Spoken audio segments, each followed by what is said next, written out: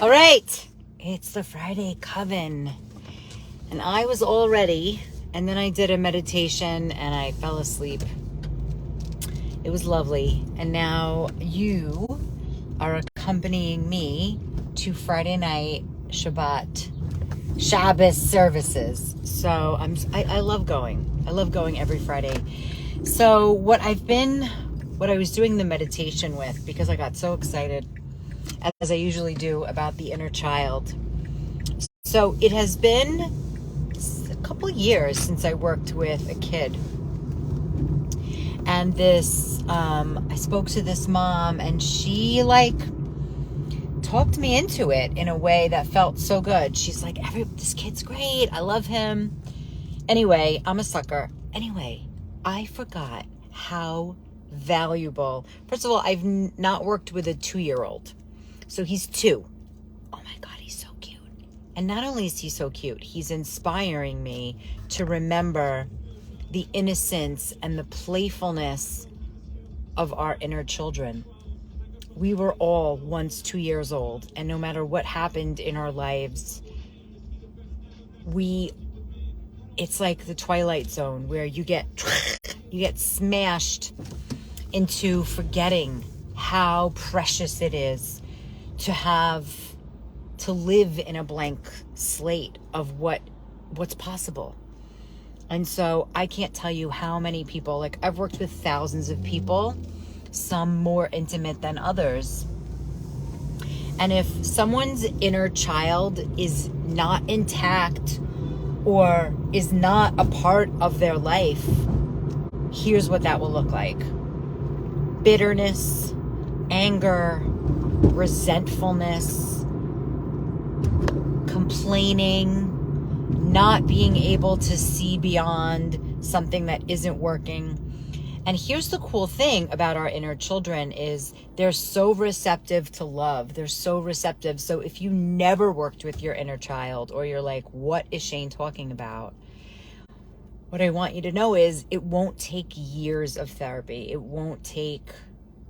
You just have to be around someone who knows their inner child and who isn't afraid to sort of poke yours out of hiding.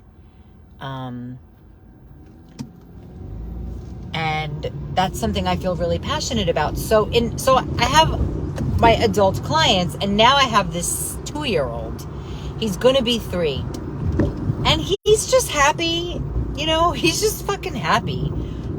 Why I'm working with him, he's not social for his age. So he's happy to play with me, and he knows his friends' names, but he doesn't engage with them. So that's my job. And I can see the little 2-year-old him. I mean, I don't know if you've been around 2-year-olds. They're like this fucking big. They're like beep, beep, beep. They're just so open emotionally. And so I'm inspired to be in check with my little inner child. So if you look great on the outside, or you look happy, or you look like everything is fine, people who are not engaged with their inner child often look totally fine, because it's not something that everybody works on. It's not something that everybody even knows about.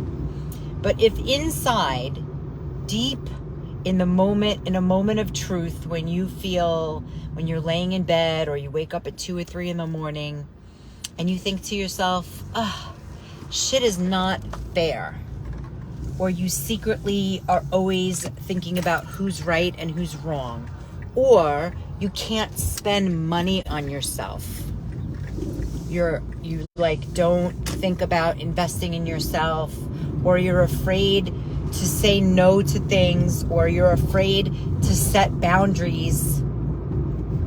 These are all examples of what it's like for you to not be in touch with your inner child. Now, on the other hand, if your inner child is a part of your life, you may not know it, but some people have it by accident. You know how to break rules. You're happy to invest in yourself with the right moments. You know how to show up and be fully playful, You're happy to pick up the phone when somebody calls you. You sometimes doodle when you should be working. What else? You like to look at yourself in the mirror. You like to try new things and wear things that make you feel excited. I just got a wink with a cigarette. That was funny. You take yourself to get foot massages. Maybe you have a motorcycle, or you are happy to meet people. I met a guy today. Now, you know, I love collecting other people's building supplies. So there I was going to work with this kid, and there's these piles of bricks that have been there for like at least 3 weeks, and nobody's taking them. And now there's like Gatorade bottles in them. So this guy, I just leaned out my window. He wasn't looking friendly at all, but I was like, fuck it, I'm going to ask him. I'm like, do you know if the building next door, if those bricks are in the garbage? I'd like to take them. And he's like, you want bricks? I got bricks. So he invites me into this big construction site. It's a big construction site in Cedarhurst. And people are building a house from scratch. And he's like, what kind of bricks do you want? And I go, well, I'm building a garden wall, blah, blah, blah. He's like, okay, so we need... And he starts not only putting the bricks aside for me and helping me carry them out, he's like, I love making things. I made this table out of this piece of tree and blah, blah, blah. Inner child intact. Now, this guy, first of all, he almost was an anti-Semite. In fact, he was. Okay, so I might have been the person to change his thinking. He's like, what's your persuasion? I didn't know what that meant. Anyway, I'll tell you about the bricks. So first of all, I'll tell you about the anti-Semite in a second. So he's telling me about all these things he made. He's really happy. And he's a gruff guy with a tattoo on his neck, Irish looking. And just to give you a description, he has like silver white hair, blue eyes, red. He's like red. And so he says, what's your persuasion? Oh, hi. Thank you so much. I started playing with this glitter and I couldn't stop. So this guy's like, what's your persuasion? I said, I really didn't know what he meant. He goes, you Jewish? I go, I am Jewish. He's like, well, are you like, I don't know what he said, but he's like, are you conservative? I said, I'm from the heart. It's like, I don't really get along with Jewish people. I go, I don't get along with a lot of people from a lot of different. He's like, yeah, me too. But an anti-Semite is an anti-Semite. So then I said, thank you so much, George. And I parted ways, and I took his phone number because if he has big tools, like a miter saw, and he knows how to weld. Anyway, I'm not mad at people. I think people have all kinds of thoughts and feelings, and also they're really limited in the way they interact with people. And if this guy only does work in Cedarhurst or the Five Towns, like, there's a certain perception that he has. But I have a perception of him. So what are you going to do? He felt, and now when he goes around being an anti-Semite, he's going to be like, I don't get along with Jews, but you know what? There's this one woman, she came and took these bricks and she was cool, so I don't want to. Plus I have an anti-Semite joke in my act, because if we don't joke about the things that are painful, we stay in the pain. There's some preaching for you. What's up, everybody? I can't read. Now I'm driving. Listen, I could probably read and drive, but I want to be safe.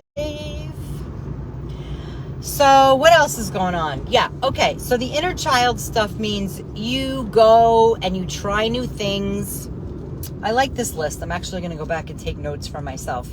Maybe you'll go to a new dance class, or you'll go to an art class, or you'll go on the ferry because it's more fun than the train.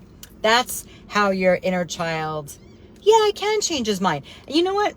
Inner children, oh my God, Judy, you just totally brought it home. So everybody's seen those ads when there's like a little 3-year-old and one has peach skin and one has brown skin.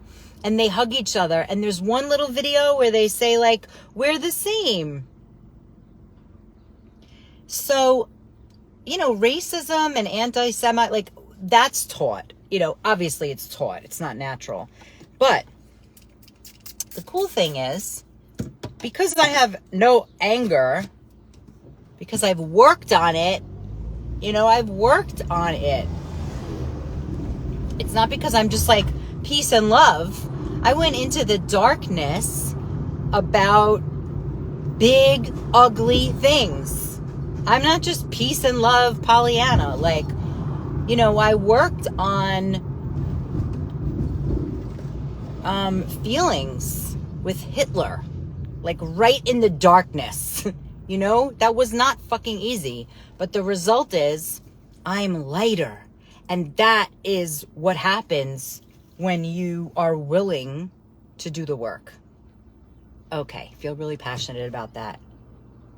Oh, what does that mean? Blind in one eye. I don't get that. What's up, Tom? Oh, Hillary. I don't know if any of you are still here, but it's lovely. Happy Friday, Mark. What else was I going to talk about? Oh, inner children. So when our inner children meet, right? The ethereal inner child, the inner child is not like, you're fat, we can't be friends, or you're old. And if you ever spend time with me in person, you'll see that I love inclusion. Like, I remember back in the day in Fire Island, people were like, you know, I did a share house and people were hanging out with us, and there was some people that just, I could tell, they just wanted to hang out with the cool people of the house, whatever the fuck that meant. But I was like, no, we're hanging out with everybody we met this weekend. And there were old people and young people, and I was just like, we're keeping the crew together. I don't like splitting people up. I like inclusion. I like misfits. I am a misfit. I just happen to look like what I look like, but I didn't always.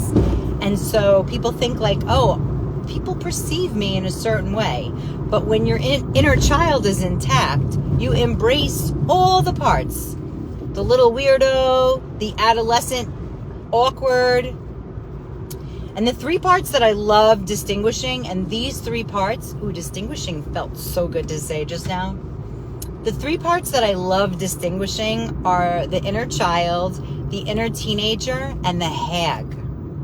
Ooh, that hag is she's pissed. And the teenager's pissed, but the hag is angry and she's mean. And she especially does not like anybody doing anything different. I actually created a quiz. I'm going to send it out. It's taken me years to create this quiz. I made it really simple, but basically the inner child, the inner teenager, or the hag, one of those three who don't get the right attention will create sabotage in your world. It's just a fact. So it's really good to know which one is the most in your way, because then you can work with it. I'm so glad that I'm doing this live right now, because the last couple of Fridays at 4 o'clock, I'm like, oh my God, it's 4 o'clock already. And then I get like, oh, a little stuck. And then it's 4:30. And then today at 4:20, I did a meditation that knocked me out. It's a projector meditation, which is human design based. Anyway, I'm doing some cool things. I'm going to share about them right now. So July 2nd in Rockaway, a friend of mine, Monica, and I, we are original homies of entrepreneurship, are doing an event called Fire and Freedom in Rockaway, July 2nd. July 17th is the beginning of Confidence Catalyst, which is exactly dealing with what part of you is your inner saboteur, so that you can fucking befriend that part and get it out of your way. If you're a victim, if you're acting from victim energy, if you're acting from bitterness and anger, or if you're acting from perfectionist and procrastinator, those each are one of those parts. And wouldn't you like to fucking know which part is most in your way? So that's, and what to do with it. And that program is a 2-week program, and it starts June 17th. I made it so affordable because I'm so sick of hearing women acting and speaking from their victim. Like, I get so pissed. I'm like, it is now. We need to be living our best fucking lives and knowing about all these parts so that they're not, you're going to be 80 and so many people are going to be like living their best lives now and you are going to miss out on it. That sucks. It's a disservice. You've got work to do in the world. So, you're brilliant. Justine, I'm so lucky to have you as a friend. Like a total sister. Inclusion is deep magic. Your wording is so beautiful. Anyway, June 17th, it's $111. The retreat day from 5 to 9 p.m. We're going to have an activation circle and a fire. And some sacred shopping, all the things. And that's also $111. But if you bring a sister, it's $99 each. I just saw a space for sale. And then I'm doing a free training on the inner child using my method called Awkward Alchemy, which figures out where you're most sabotaging and gives magic, basically, to that part. What else? That's it. There's so many beautiful, deep, magical things going on. And the meditation that I was doing was really getting everything cleared out, because I too, I did a program that I loved for marketing, but it really kicked up all my, am I doing it right? And it was really like, I had to clear that out, because when I get stuck, when my inner hag shows up, and she's like, you're doing it wrong. You see? You don't know what you're doing. You're doing it wrong. It really keeps me in hiding, and it really feels bad. So if you have an inner hag that is tied to being a perfectionist or a procrastinator because she's like, you're doing it wrong, you fucking idiot. Like, it's so loud. It's funny, when I say hag, I think about Miss Hannigan from Annie. Anybody remember her? That was a character. Like, growing up, having Miss Hannigan. But I think I dressed like her a little bit. Like, she had all those bracelets and, yeah.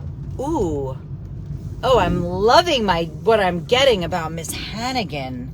In fact, we did a show a couple of weeks ago, and Mindy Dovberg, who was in the show, talked about that character, and who doesn't love a Miss Hannigan? Annie? Oh my God. Oh, I just got chills. She was really mean.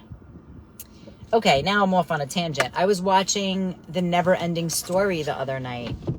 It's 30 years since that movie came out, The Never Ending Story. There were some deep moments in that movie. Like, I have this little girl that I love in my life, and she's like my daughter, my sister, my witch friend, a goddaughter. Like, she's everything.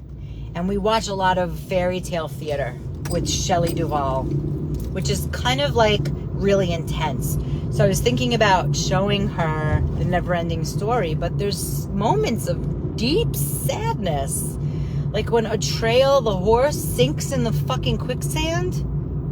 Oh my God.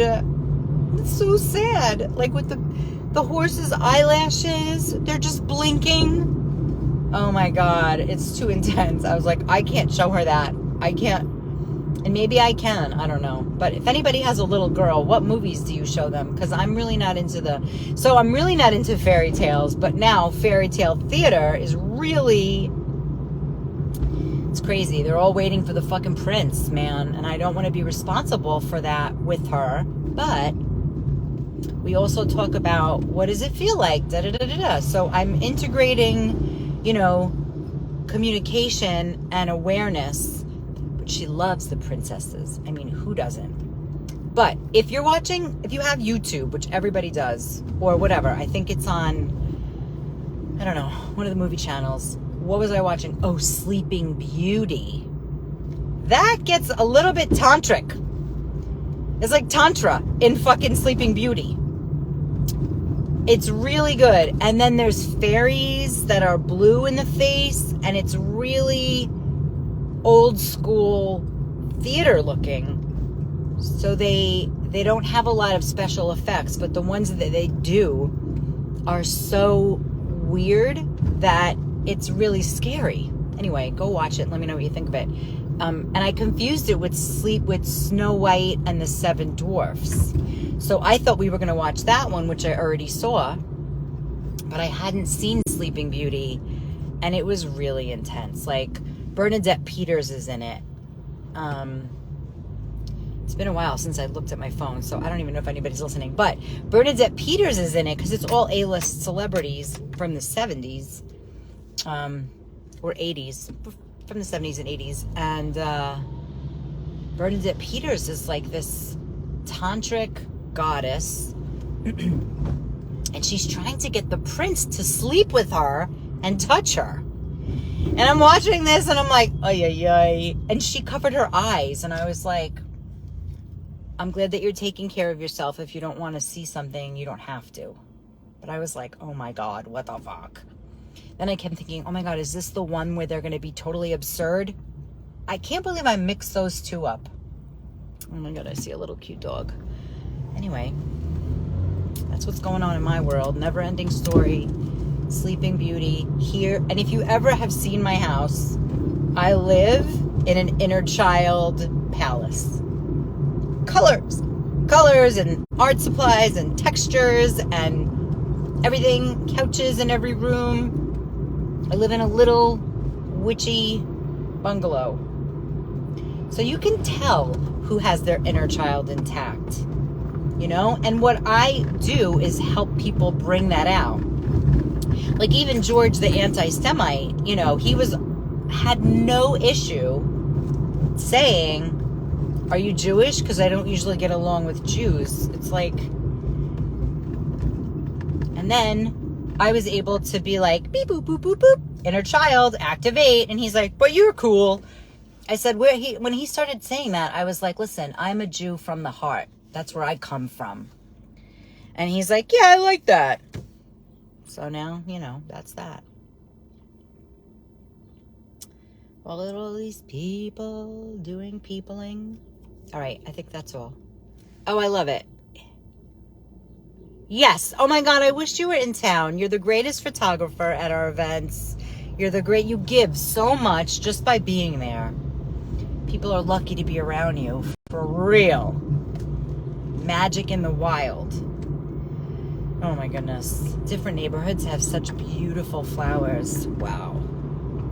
I love the way I plant flowers, but sometimes I wish I could just get a landscaper to like set me up.